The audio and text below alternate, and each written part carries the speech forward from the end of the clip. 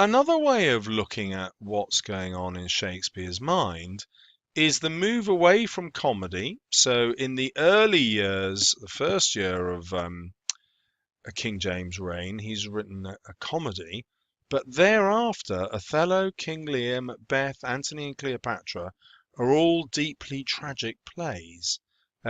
What is it that is going on in Shakespeare's psyche that's causing him to focus so much on misery, the problems of kingship, and tragedy? Well, the answer can be hinted at by these two other plays, The Malcontent and Volpone, that are being performed at the same time, written, of course, by different playwrights, Marston and Jonson. So many critics look at The Malcontent and it's a satire, but they see it as a satire against King James I and his court, so all his followers. The degree to which the play is a comment on the court of James I and the immorality of his courtiers is debatable, as the satire is, by and large, general enough to fit any court. So you might argue that it's just against the political classes, the ruling classes, and those ruling classes are the same, whoever's king or queen. However, The Malcontent seemed to some contemporaries to be, like Marston's later plays, a lashing of the new bumptious and corrupt Scottish courtiers. So when we look at it this way, Shakespeare's exploration of the character of Banquo is another way of suggesting that James I is descended from someone who appears to be noble on the surface, but is actually corrupt underneath. So he could actually be suggesting that King James's court is corrupt, just as Marston is in The Malcontent.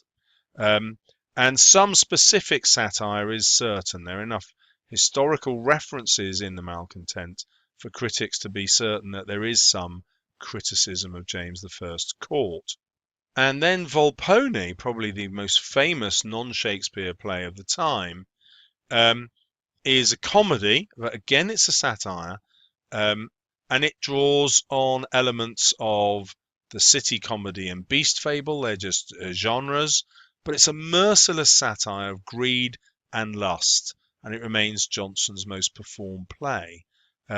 So these themes of greed and lust could again be an attack on the court of King James, suggesting that that's what the ruling classes are like. Well, we can easily imagine that this would cause Shakespeare psychological problems, because if he feels the same way about the court of King James, that it is immoral, that it is corrupt, but at the same time has to support the king in order to get his patronage, you can see that there's a conflict of interest going on all the time. He's basically having to lie for a living. And we could see that that psychological schism, that pain in his mind, being reflected in his choice of plays. He no longer writes comedies. He's no longer able to associate his writing with joy. Instead, he turns resolutely to tragedy and death and slaughter. Now, a final reason for this could be that Shakespeare actually saw himself as a Catholic. So I've covered in a previous video the events of the Gunpowder Plot in 1605, the year before Macbeth was performed, but the year during which it was written. And if we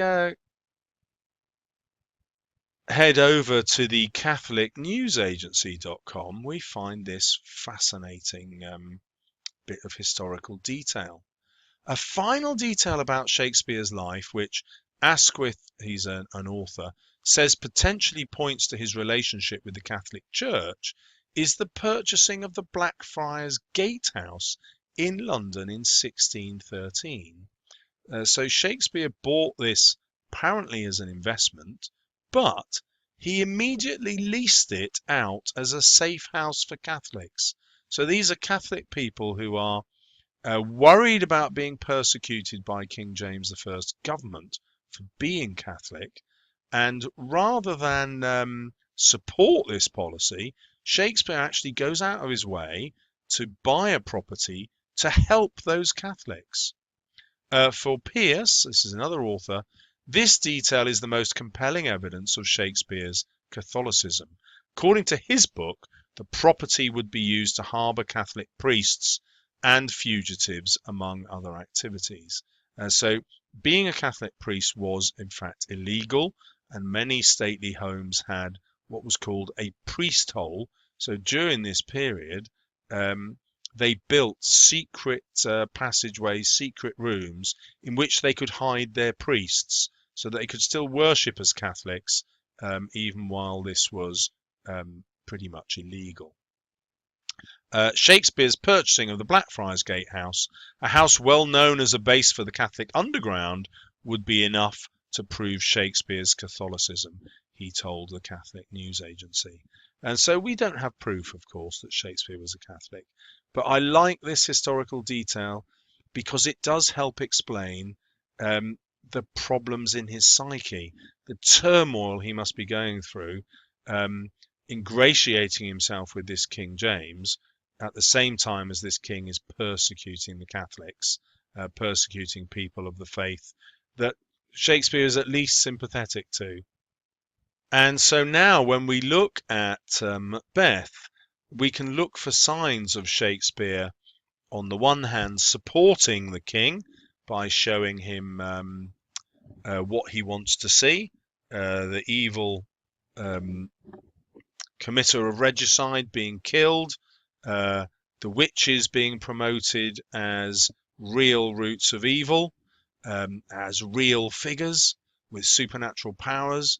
But on the other hand, we can see Shakespeare also undermining all of those ideas and suggesting that that actually King James is descended from a murderer in Banquo.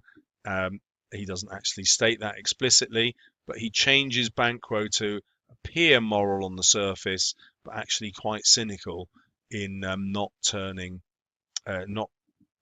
revealing what he knows about Macbeth and how he's very likely to have killed Duncan, and so presents him as colluding in that murder.